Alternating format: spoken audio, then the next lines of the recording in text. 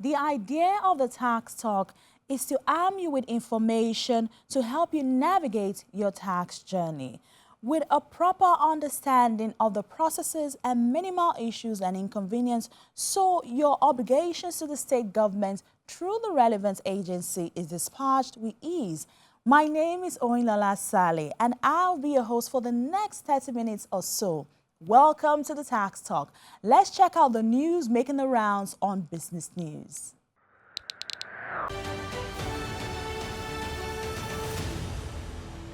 This is Business News.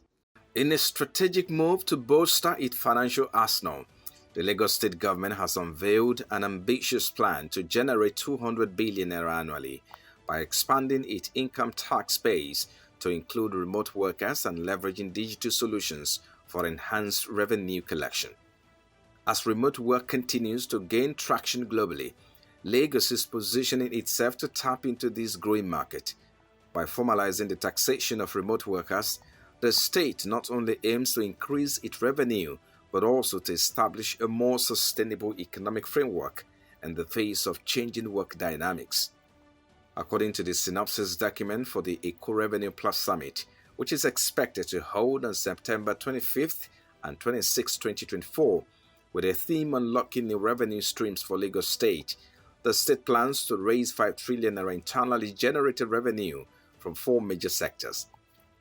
One of such sectors is the digital economy, through which Lagos State plans to introduce a residential global digital citizen tax management system targeting remote workers, foreign firms, and digital influencers.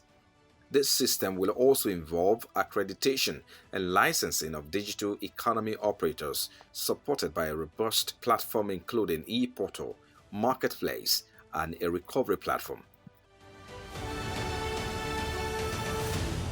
And that's it on Business News.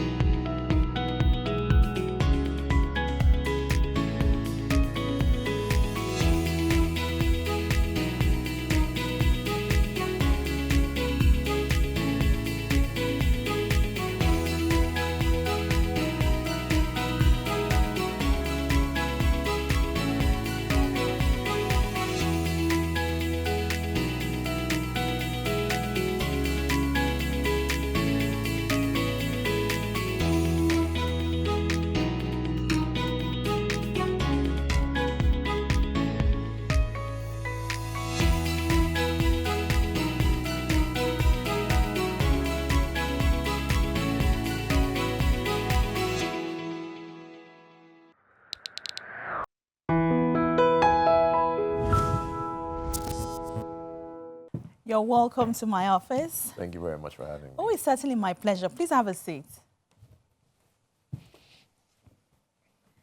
You're welcome back to the Tax Talk. Up next is Corporate Talk, where we x-ray relevant issues with experts in the field to help you understand how to navigate that particular area as it relates to taxes and tax administration.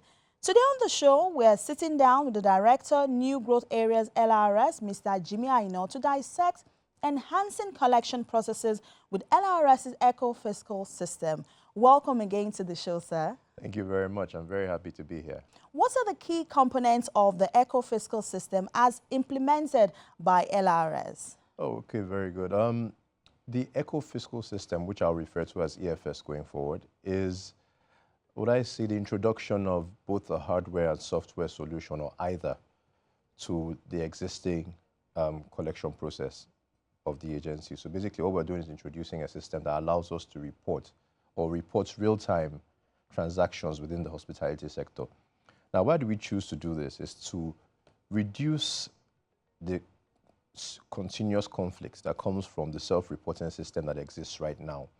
So we have incidences where we believe that the taxpayer has collected more and deducted more consumption taxes than they have actually remitted. And this leads to audits, investigations, and tends to disrupt the business activities of our collecting agents. So we thought, how about we introduce a system that totally eliminates this process and makes it as seamless as possible for our collecting agents? Because surely we know that one of the tenets of taxation is ease of compliance. Who are the users of the eco-fiscal system? So the users are our collecting agents and, of course, us, the agency. So what I mean is that the restaurant, the bar, the club, the hotel that charges you and I for going to use any of their services a 5% consumption tax, they are the primary users of the EFS system. So they charge on behalf of Lagos State government, and then they deduct and remit to us at the end by the 20th of every month. So the collecting agents are major stakeholders in this process.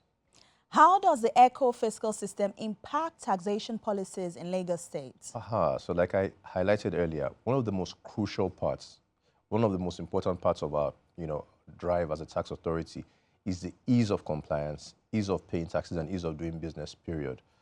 So we find that one of the major disruptions that exist these days is the fact that we are constantly in, I don't like to use the word conflict, but I say disagreement with our collecting agents on the levels of collections actually done. And funny enough, you will find that a lot of the owners who are the owners of these businesses don't even know what's going on within the systems or within their businesses in terms of the actual sales being done for several reasons. So what we've done here is just to automate that process. So it's easy to monitor, easy to comply. So you don't have to start going to your records every month and then pulling out data. It's very clear. We can see it back end, you can see it back end as well. You have 100% transparency, and it is non-intrusive, and that does not affect your business in any way. It just goes and plugs into your existing sales system. And where you don't have one, we could very easily provide one for you. We have a custom built one that we can provide to you at no cost.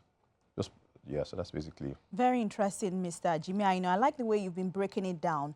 Can you explain the role of LRS in administering the eco-fiscal system and ensuring compliance? Okay. We are a team comprising of the IT team, the technical team, and of course your account officers will visit, because every collecting agent has a dedicated account officer. So we visit your organization, we monitor, check what kind of system you're using, and then we integrate with that existing system. And of course, back end, like we said, your account officer just monitors the position at the end of the month, and we monitor your sales through the month, and we can tell what the expectation is at the end of the month. So it's easy for both of us. But at the end of the month, on 20th, you know, I'm supposed to pay 100 naira, and you just pay 100 naira, rather than bringing out a calculator and start calculating all sorts of numbers that we now disagree on. And of course, we understand the complexities of people's businesses. We understand that the hospitality industry, there's a lot of credit sales. So of course, we take into consideration those scenarios where evidence is provided. Moving on, what strategies has LRS employed to educate taxpayers and businesses about the advantages of the eco-fiscal system? We are doing a lot of education and enlightenment. We're doing our regular social media data dissemination. We're doing our regular FAQs. We're doing visits. We're doing all sorts of interviews and newspaper publications. And everything that we do, we ensure there's a public notice issued to the public, and we are constantly taking calls. Customer service team has been adequately trained on all parts of the EFS system. So any questions that our collecting agents have, you could just call our customer service 0700 call LIRS, and of course you get answers to all those questions. And we also have a dedicated technical team that we can dispatch at short notice if anybody has any questions, requires any support. It's a very, very, very supportive system, I would say. So we're very big on the enlightenment part of things. Mr. AINA, the discussion has been amazing, but right now we need to go on a quick break.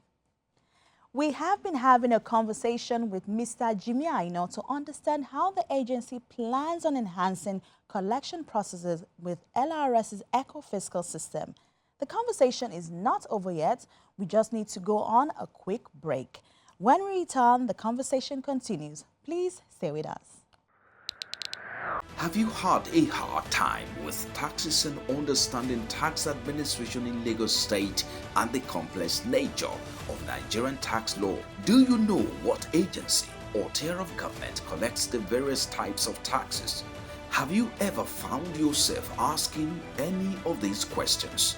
Join us for your favorite program, The Tax Talk, your infotainment program. Welcome back. If you're just joining us, this is a Tax Talk, and we were discussing enhancing collection processes with LRS's eco-fiscal system. Our guest is still Mr. JIMI AINA. We still have a few more questions for our guest. How does LRS monitor and evaluate the effectiveness of the eco-fiscal system in achieving its objectives? Okay, so you know, it's a solution. It's an IT application that allows some proper data analytics, allows us to review the processes, and of course, always room for improvement. So what we continue to do is we look at the back end, there's a dashboard that showcases all the data from all our collecting agents. And it allows us to read the trends and see where there might be some level of under-remittance, see where there are levels of non-compliance, and allows us to follow up very closely and engage collecting agents and how we can resolve those issues. Some of these issues can be due to system failure, maybe non-reporting, maybe their software solutions have expired, for example. Because all of these most of them are subscriber-based, on, it's a third-party integration. So what often it allows us, what it allows us to do is to monitor very closely. Okay. Yeah, so it's a very impressive end-to-end process from our end to the taxpayers' end and vice versa. And what I love about it is the fact that they can see everything that we see. So it's not like there's anything being hidden or any additional data being taken. And it's specific to sales data. So we're not looking at their payroll, we're not looking at things that are non-inclusive, that don't concern the HRC law. So it's a very, very transparent, very informative process and system. Transparency is very key. What is the current level of compliance with the eco-fiscal system in Lagos State? So it's a very interesting question and also has multi-layered responses. So I'll say that at first, there was skepticism. What were the concerns? You're looking into my data. Is my data safe? And when we showcase our, expertise in data and protection, and the fact that we've been NITDA certified, a level of, calm comes to our collecting agents, a level of comfort, and they're a lot more responsive. Also, a lot of misinformation has also gone out on the topic. So when we sit down and engage our collecting agents, we tend to notice a lot more in terms of compliance. We expected some resistance, and there is in some areas, but you'll be even I am surprised at how quickly we're able to resolve them once we walk through the door and engage and have conversations. So the compliance levels for those who have been engaged is at almost 70% for those who have been engaged, because we phased the engagements. We have over 4,000 collecting agents in Lagos State alone, and we started this process in December 2023. So we phased them, and then, of course, the engagements have been very, very enlightening. Okay, let's take a look at the challenges. What are the bottlenecks you have experienced since its implementation, and how are you addressing them? So yes, that there would, of course, remain some collecting agents who will find it difficult to comply. What is the reason? It's because they have consistently they've deducted and charged the right taxes, but they've under-remitted and added those government's revenue to theirs. And it's very difficult when you've tasted that piece of the pie to want to put it back in the pot. So what continues to happen is we've been left with no choice but to begin prosecution of those collecting agents pursuant to the law who fail to comply. And the moment we see that, when they receive the notice of prosecution, they tend to, quickly come in and try to come to the right side of the law. Of course, when we've come to those instances, we always have to charge penalty and interest because they have failed to remit the right thing. But we are not a rigid system. We are rigid revenue service. We're very open to, conversation and collaborations, and a lot has been ongoing with that. But again, what is the main source of our resistance? It's misinformation and poor communication, or let me say poor understanding of what the whole process is in the first place. A lot of people just think you want to come and plug devices into their systems and just read everything. But when you sit down with them and explain the entire process, also explain, most importantly, the sanctity of their data, the level of compliance consistently improves. How does the eco-fiscal system align with the broader fiscal policies at the state and national levels? that again is a question that I really like, because one of the biggest policies that's been touted by both Mr. President Asiwaju Bola Ahmed Tinubu and Mr. Governor, Mr. Babajide Sanwo-Olu, is the ease of doing business. We are looking to improve considerably, and one of the two major states that they use to measure ease of doing business in this country are Kano and Lagos. With Kano even being Lagos being almost 70% of the indicators that are being used. So what is the major, like I said, is the major thrust is how to improve ease of doing business. And this is a very clear example. Introduction of technology to ease compliance, ease monitoring, ease payment, and reduce intrusion on the part of the tax authority. Because if you speak to a lot of collecting agents, a lot of their issues come from the fact that too many agencies of government are visiting on revenue-related matters, on tax and revenue-related matters. And everybody just looks at government as one entity, whether you're local government, your federal government, your state government, everybody just says government is disturbing. So what is the whole point of this? In the introduction of the EFS, reduces that visit by one, at the very least 12 times in a year. So you make that payment, you check your system, calculate consumption taxes due, make the remittances, and I don't have to come to your office to check if you have paid the right thing, because the EFS system is clear. And one of the things that also comes into what I find the most interesting is the fact that owners are surprised, those who have come on board are actually surprised at how much they're selling, how good their business actually is compared to what's being reported by their staff. That's interesting. Yeah, so it's a very, I've gotten a lot of feedback from owners of the entities on how it has enhanced the transparency of even their own business, and also the misinformation that used to come from some of these tax practitioners who are informing them, no, you don't have to pay this, or you can only pay this part. What is very clear, the system just looks at your sales, imputes the consumption tax figure, generates the bill for you if you request, just press at the push of a button, generates the bill, and you make the payment from your office or your home. And that's it. No visit to the tax authority and no visit from the tax authority, except, of course, there are issues relating to the implementation of the system. That's the way to go, Mr. Aino. If I operate a hospitality business in Lagos State, how do you perceive the adoption of the eco-fiscal system will be beneficial to my business? So yes, it's first things first is ease of compliance, ease of payment, and transparency on both sides. I can't overemphasize that fact. It's so simple for you to, at the end of every month, calculate and determine how much taxes are due to be paid to the tax authority. And let's not forget, consumption tax is not a tax on your business. You are assisting government as a collecting agent to charge, deduct, and remit at the end of the month. So we have looked at a way to make this process easier for collecting agents.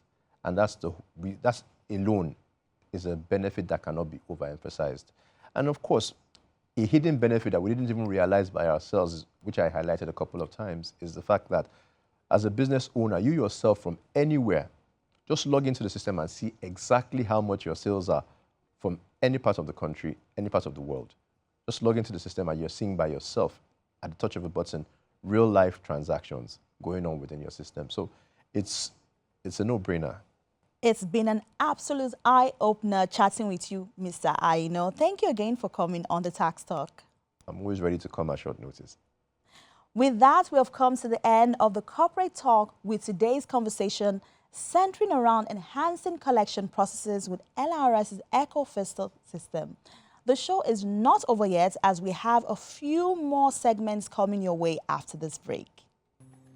Hello, sir. Good evening. How may I assist you? I made a reservation for a room. My name is Amodu. Excellent, Mr. Amodu. A moment, please. You made a reservation for our deluxe suite for 2 nights. That will be 150,000 naira, sir. How would you like to make payment? Cash or card? Card. Okay. Thank you. Savings or current, sir? Current. Your PIN, please. Thank you. You don't charge 5% consumption tax here. No, sir. We don't do that. Really? You're running a hospitality business and you're not charging 5% consumption tax? No. Hold on a minute. Hey, bro. Alpha. Yeah, I'm at an apartment in Ogba, and the receipt issued to me did not reflect the payment or deduction of consumption tax. Oh, really? Thanks for the heads up. I will send a team to investigate. mean, they should be penalized. Attention, all service apartment owners and operators in the hospitality business in Lagos State must charge and remit consumption tax to LIRS. Failure to comply is a contravention of the extant provisions in Section 9 of the HORC Law 2009, which attracts penalties as stipulated in Section 10 and 11 of the same law. Stay on the right side of the law.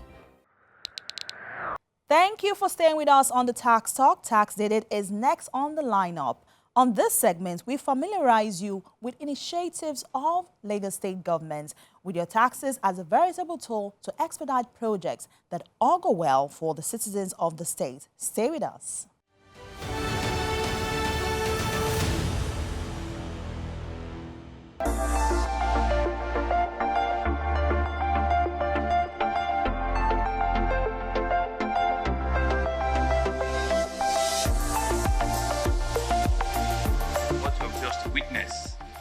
Was the signing of a very important concession agreement between the Lagos State government and Digital Health Platform Limited, who are the concessionaires in partnership with InterSwitch Limited. This is another bright day for us in Lagos.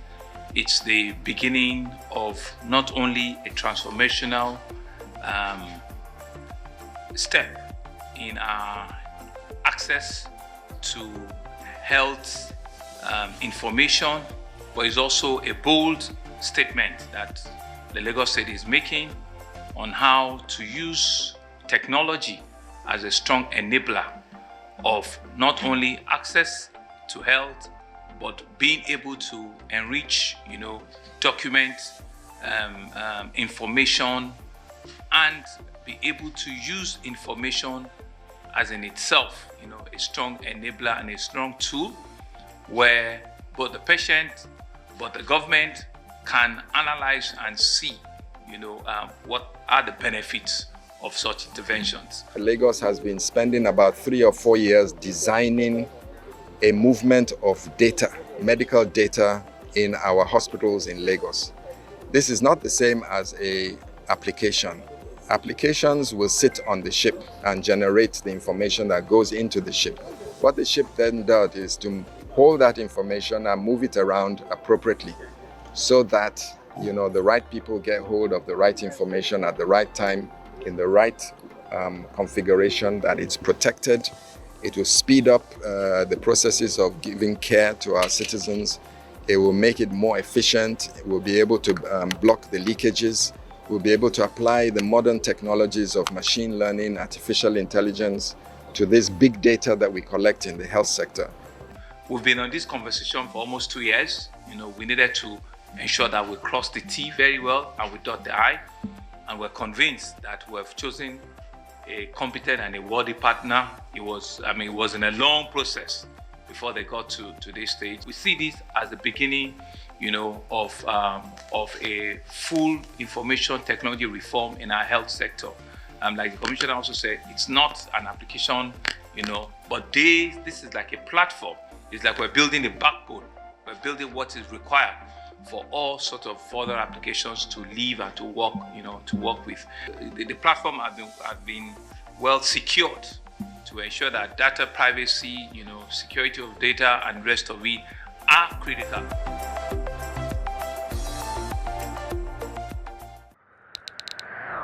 I am Oinlala Sale. Thank you for company today. I hope you'll be back again next week. Bye for now.